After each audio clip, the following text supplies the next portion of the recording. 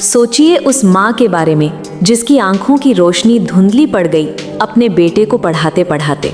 उसे लगा था कि उसका बेटा साहब बनेगा, समाज का नाम रोशन करेगा, लेकिन उसे क्या पता था कि दिल्ली के बंद कमरों में बैठे कुछ द्रोणाचार्य उसके बेटे के भविष्य का अंगूठा काटने की साजिश रच रहे हैं। नमस्कार, मैं हूं संगीता देवी और आप देख रहे हैं रिपब्लिक भारत टाइम्स।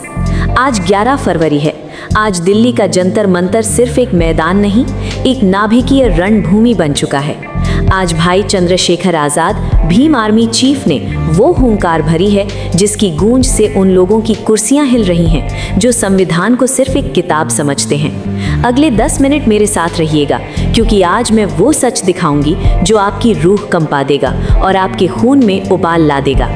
मेरे साथ है कैमरामैन किस्मत अली। इतिहास गवाह है, जब जब इस देश के शोषितों ने ज्ञान की तरफ कदम बढ़ाया, तब तब व्यवस्था ने उनके पैर खींचने की कोशिश की। नालंदा और तक्षशिला को जलाने वाले आज फिर सक्रिय हैं, बस इस बार तरीका बदल गया है। इस बार हमला तलवार से नहीं, यूजीसी एक्ट की कलम से हुआ है। ये कड़वा सच है कि आज भी इस देश में शोषक और शोषित के बीच की खाई को भरने की जगह उसे और गहरा किया जा रहा है।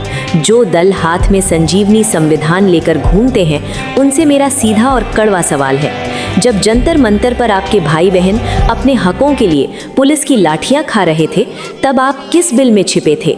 संविधान की शपथ लेकर सत्ता के मजे लेने वालों, याद रखना, जो शोषक का साथ दे वो बहुजन विरोधी है, और जो दोनों तरफ पैर रखने की कोशिश करे वो सबसे बड़ा अवसरवादी है। आज 11 तारीख को जंतर मंतर पर जो सैलाब उमड़ा है, वो ये बताने के लिए काफ़ी है कि बहुजन समाज अब जाग चुका है। आज़ाद समाज पार्टी कांशीराम के बैनर तले चंद्रशेखर आज़ाद ने आज सीधे तौर पर चेतावनी दे दी है। ये कोई मामूली धरना नहीं है, ये उस नाभिकीय ऊर्जा का विस्फोट है जो सदियों से दबा कर रखी गई थी। चंद्रशेखर आज़ाद की आवाज़ में आज वो कड़वापन था जो सत्ताधारियों को चुभ रहा था, और वो मिठास थी जो हर दलित, पिछड़े और अल्पसंख्यक के दिल को मरहम लगा रही थी। सच्चा बहुजन हितैषी वही है जो बिना किसी समझौते के बेखौफ होकर अन्याय के सामने सीना तान कर खड़ा हो जाए। मेरे भाइयों, ये लड़ाई सिर्फ एक कानून की नहीं है, ये लड़ाई आपके सम्मान की है। अगर आज आप नहीं जागे तो कल आपकी डिग्रियां रद्दी के भाव बिकेंगी और आपके बच्चे फिर से उसी गुलामी की बेड़ियों में जकड़ दिए जाएंगे जिससे बाबा साहिब ने हमें आज़ाद कराया था।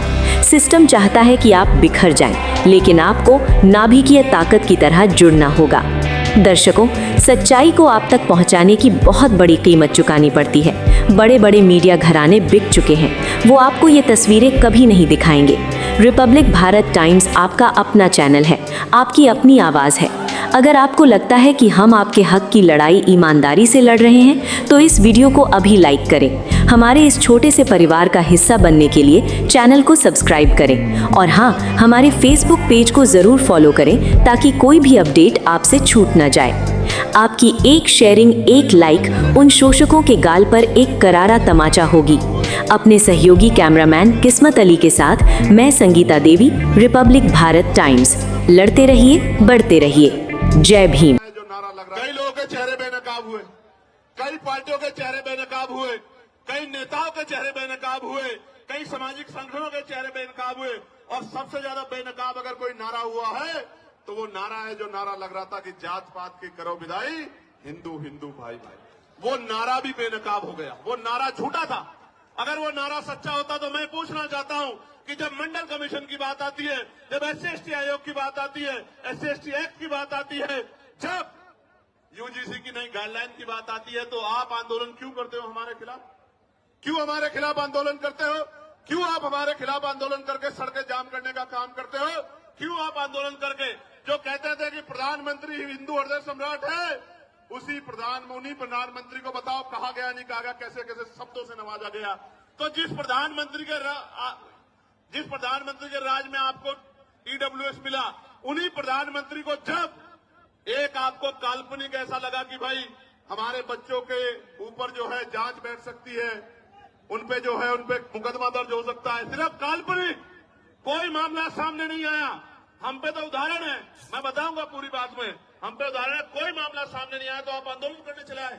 क्योंकि जब भी मंडल कमीशन कहां से हिंदुओं के खिलाफ था, मुझे बताओ, अगर मेरे भाइयों को कुछ मिल रहा है और मैं विरोध कर रहा हूं तो मैं कहां से उनका भाई हुआ, आप मुझे बताओ। देखो बहुत कुछ बेनकाब हुआ। जब ये यूजीसी गाइडलाइन के खिलाफ कोर्ट में गए लोग तो सरकार की जिम्मेदारी थी कि वो पैरवी करती। आप क्योंकि सुप्रीम कोर्ट की जो कार्रवाई है वो भी अब ऑनलाइन है, तो सॉलिसिटर जनरल जो है हमारे, उन्होंने एक शब्द नहीं कहा कि भाई ये होना चाहिए, इसमें कोई कमी नहीं है। अगर वो बोलते तो मानते सरकार इस पक्ष में थी। गौर से सुनो, क्योंकि जब किसानों के खिलाफ कानून बने और किसान आए कोर्ट में तो सॉलिसिटर जनरल उसकी खूबियां गिना रहे थे। 370 में खूबियां गिना रहे थे, 3 तलाक पे खूबियां गिना रहे थे और तमाम कानूनों पे खूबियां गिना रहे थे। लेकिन यूजीसी की गाइडलाइन पे जब रोक लग रही थी तो जेब में हाथ डाल के खड़े थे। मुझे बड़ी तकलीफ होती है कि जिनको हम रहनुमा समझते हैं वही हमें मारने के पीछे चले। और बाजों की तरफ मत देखो। कल ये विरोधी लोग कहेंगे कि ये बाज भी चंद्रशेखर ने पाल लिए हैं, ये बाज भी चंद्रशेखर जी की मदद करने के लिए पहुंच जाते। भाई मैंने किसी को नहीं कुछ भी कहा है, मैं तो प्यार बांटने के लिए निकला हूं, लोगों को जोड़ने निकला हूं। अगर इंसानों के साथ पक्षी भी जुड़ रहे हैं तो मैं क्या कर सकता हूं। प्यारे साथियों, मैं पुनः दिल्ली की पूरी टीम का बहुत बहुत धन्यवाद करता हूं, बहुत बहुत धन्यवाद करता हूं। भाई यूजीसी गाइडलाइन लागू करो, यूजीसी गाइडलाइन लागू करो।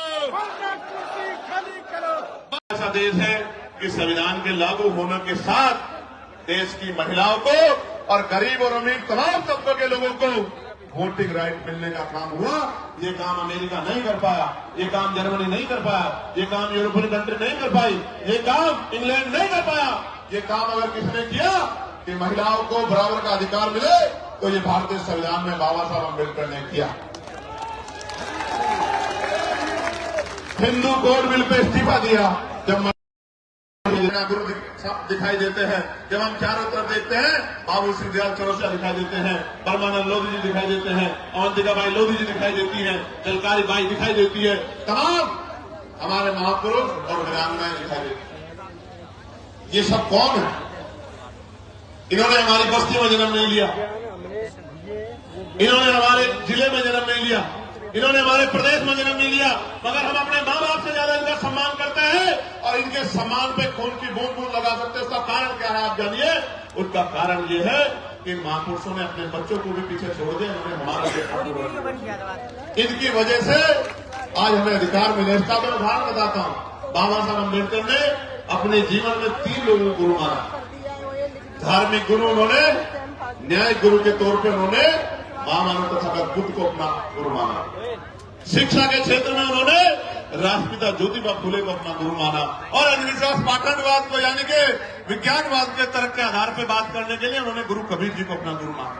आप समझो, बाबा साहब ने राष्ट्रपिता ज्योतिबा फुले को गुरु माना, उनके दिखाए रास्ते पे चले, साहू जी महाराज के रास्ते पे चले। इसी वजह से वो सामाजिक न्याय की बात को मजबूती से रख पाए। कहां थे लोग जब इस देश में स्तन टैक्स लिया? लागू करो, लागू करो, लागू करो, लागू करो, लागू करो, लागू करो। जातिवाद के छाती पर, जातिवाद की छाती पर।